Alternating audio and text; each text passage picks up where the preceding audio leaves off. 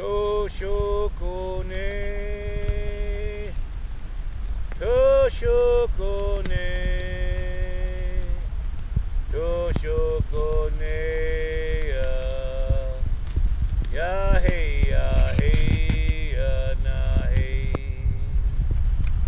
ya hey, ya hey, ya hey, ya hey. Your path.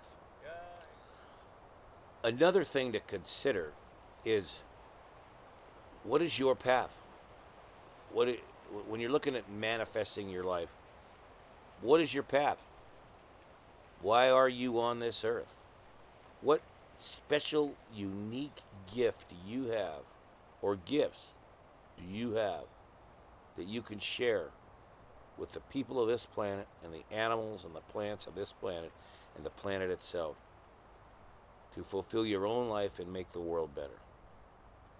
Now, some people know from the day they're born.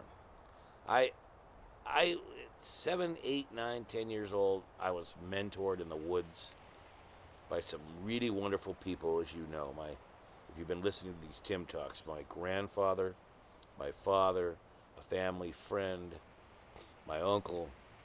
I was raised as a nature boy.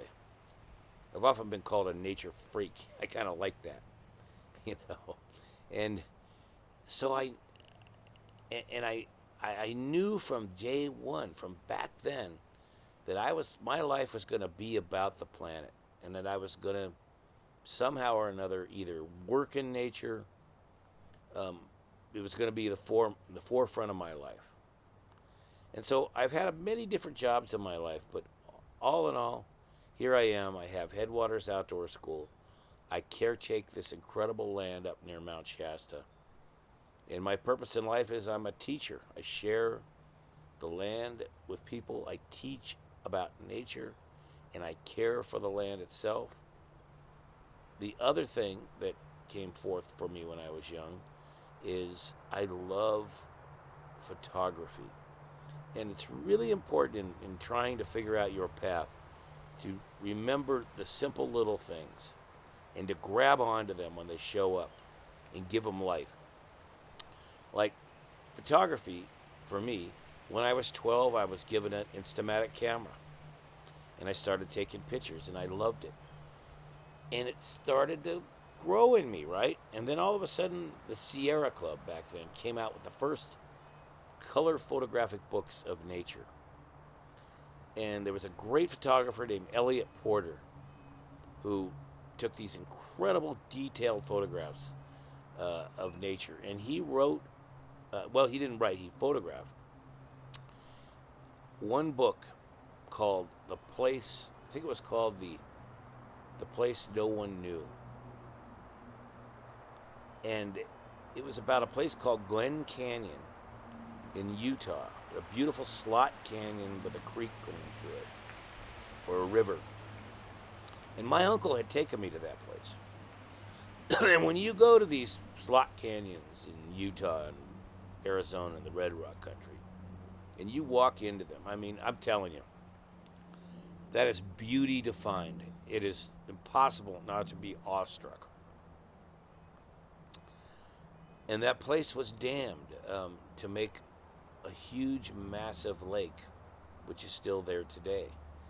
And when I read the book and looked at the photographs particularly, I saw the power of photography to shape people and their ideas around nature.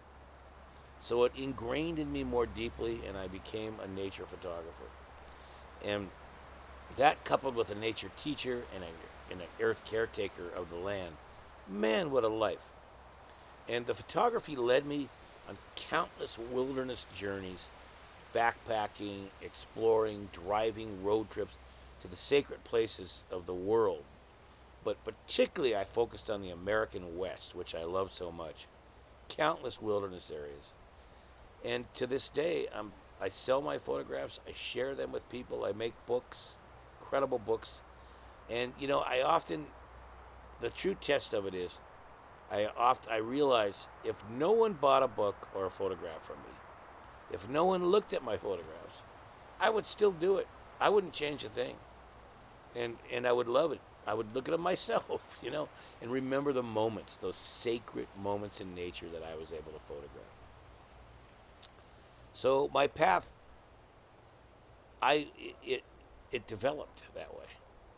And so think about it for a second. Think about your path and what it's going to be consciously, and then give it life, give it birth it, let it come forth, and enjoy the journey. And it can be a combination of many things, not just one thing. It can be a combination. What is your path? Consciously ask the question. Write it down in a journal. Ask people what they think you're good at, and begin to live it. It's a If your path has heart, if your path has love, if your path has purpose, if your path is beautiful, then please go for it. Oh,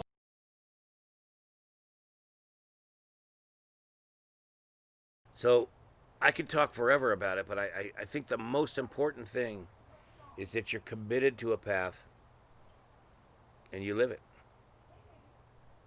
All right? Wish you all the best on it.